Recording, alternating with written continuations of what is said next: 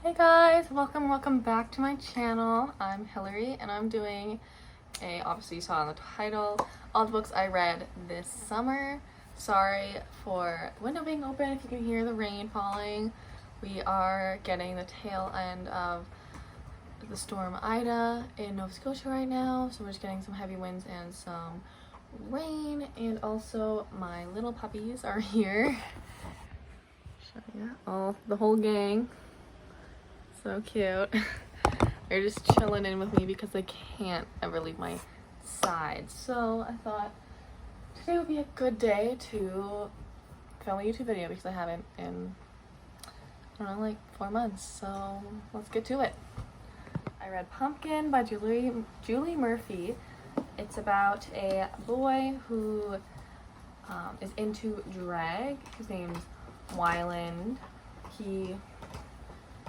He's a fat gay boy at a school in Texas, so he already has a bit of a target on his back. But then when an audition tape that he did for fun for his favorite drag show, what's it called? Ferris of the Mall? Ferris of the Mall? I don't know, I'm too good. Gets leaked out. Everyone knows. You can see a little love to it. It also takes place during the senior year.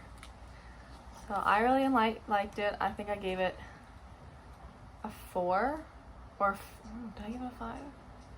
I forget what I gave it on Goodreads, but I really enjoyed it. It was really funny. Like you can tell like that Wyland had like a southern accent when you were reading it. So I really like the writing style. Like I could really like get into Wyland's character, and there's times where I was like literally almost crying and then literally laughing till tears. But my favorite thing is how it has the rainbow edge. I read this, mainly why I read this in June, at the beginning of June, because June is Pride Month. Next book I read was Felix Ever After. It's about a black, queer, transgender boy named Felix. It's about his life and the struggles he has to go through because his mother is not in the picture anymore. So it's just him and his father has a hard time with his transition, so it's his point of view. And I've also never read a book within their main character being trans, so I was really fascinated because I obviously know that like being trans, there's a lot of transphobic people and homophobic people, and especially there's a bunch of racist people, and poor Felix has to deal with all of those. So I really wanted to see and experience what Felix did, because obviously in my shoes I don't have the same experiences as him. And it also has the Stonewall Honor Book Awards, so, and I've heard a lot about it. I was watching Jamie's library when she read it and she was crying, and I was like, I need to read this. So I did. After Felix Ever After, I read the famous People We Meet on Vacation by Emily Henry. It is about these two friends met in college, Poppy and Alex. They every summer they'd go on a vacation together, but except like 2 summers ago something happened. They had a falling out of their friendship, so every chapter it's like, oh my god, where is the chapter? Yeah, like 8 summers ago, and it's like leading up to like it's slipping between present time and flashbacks of their summer trip. So like the whole time you're like, okay, what happened in this summer, like what summer 16 I think it was, or something. Like they keep referencing back to it, and I'm like, oh my god, what happened? And then when you finally figure it out, I just love Poppy and Alex, because Poppy's like way over the top, fully outgoing, everything, and then Alex is more like stop. Let's see how many times she can get my slip. You freaking ruined it! Arr. This is my destroyer of everything, apparently. Hello, this is Editing Hillary, and I guess I deleted or didn't film the part where I was talking about the Midnight Library, but I did read that. I'll tell you now what it's about.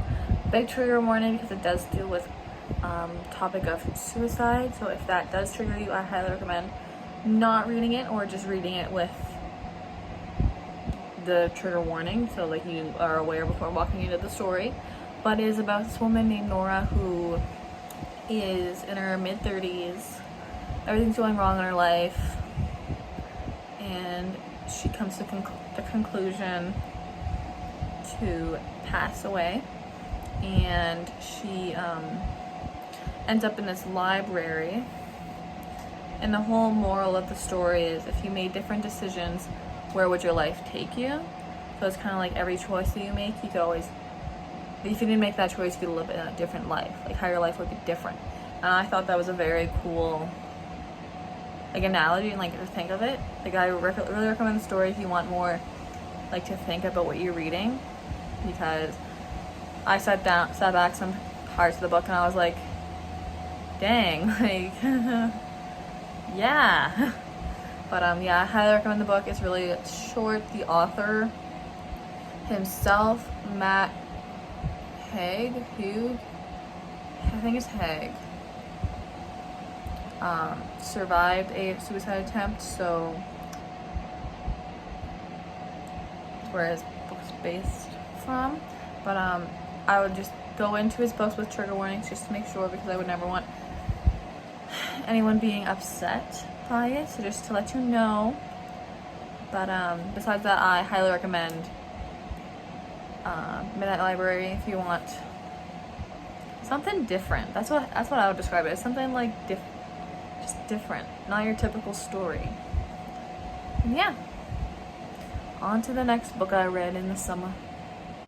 So after the Midnight Library, I read It Happened One Summer by Tessa Bailey. This book is the Grumpy Sunshine trope, which is literally my favorite. I was looking on Goodreads and I saw this book and I was like, okay, like what is it? Like, because it was right after I read People We Meet on Vacation. I was like, okay, I need another summary book. Where is it?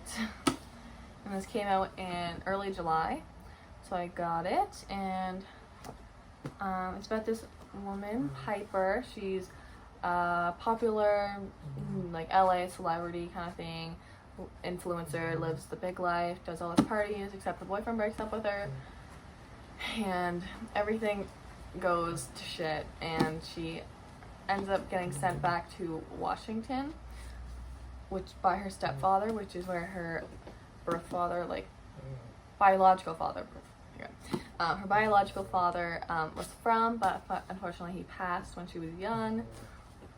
And she ends up meeting Brendan, who's this big grumpy fisherman and everything. I really, really, really wanted to read this book because I am from Nova Scotia, and we are literally known for fishermen and lobsters. So one day I actually went to Peggy's Cove, which has a little lighthouse just like this, and I was like, this makes me think of that book, so I really need it now. So literally the next day I went and bought it, and I read it and had a great time. It's so good. I love the writing style of Tessa Bailey. I never read any of her other books, but she is coming out with like a sequel to this one. It's called Fish, Hook, and Sinker. No, Line, Hook, and Sinker. So that's for Piper's sister Hannah's point of view, and I'm really excited. I really like this. Had me like crying some points, in awe. Literally, I loved it so much. I highly recommend you need to read it. And lastly, the last book I read this summer that I literally just finished this morning is Beach Read by Emily Henry.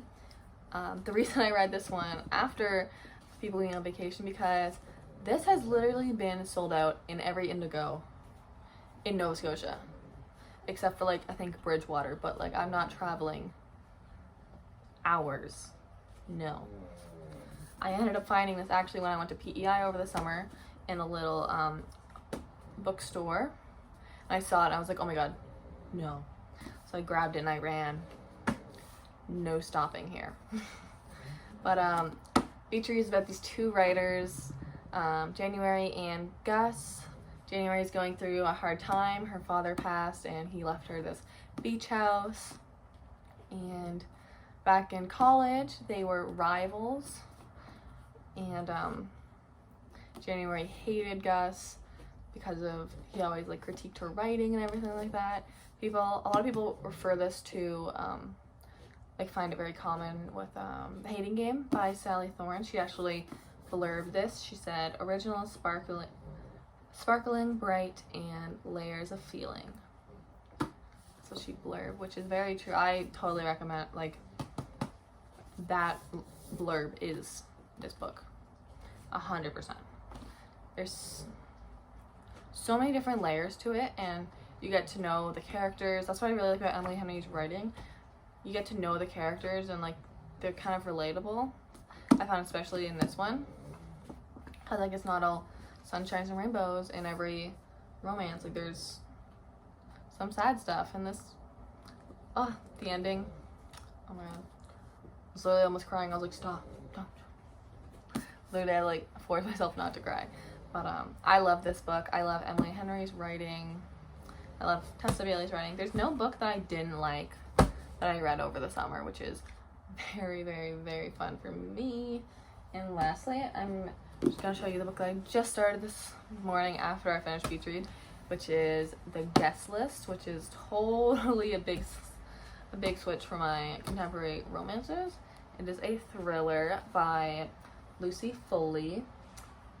It is a Reese's Book Club pick, which I always find are very good. And my boyfriend's mother loves every one of Reese's Book Club books. And I don't think she read this one yet. So, it says on the back, an exclusive wedding on a remote Irish island, the bride, the plus one, the best man, the wedding planner, the bridesmaids. All have a secret, all have a motive, but one is a murderer. Like, okay, sign me up. I'm ready. Tell me, what's up? And it also has the beautiful, beautiful, beautiful deco legend. I think that's what it is.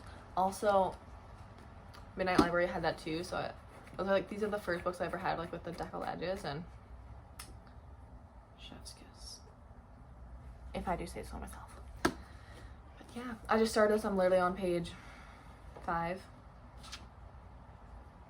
Yeah, but yeah, so I'm really excited to breeze through this. It's pretty small. Hopefully I'll get through it soon. Basically, my ratio for my book reading has been 2 books a month, but I'm going into university in like a week. Like less than a week. Oh my god. So I'm going to be reading more about psychology, then about thrillers and love. So basically, that's all I have for today's video. I'd like to thank you for coming and thank you for watching. And I know I haven't posted in a hot minute, but I don't really know. I'm just kind of doing YouTube for fun. So I hope you enjoyed this video and come back for the next one. Thanks.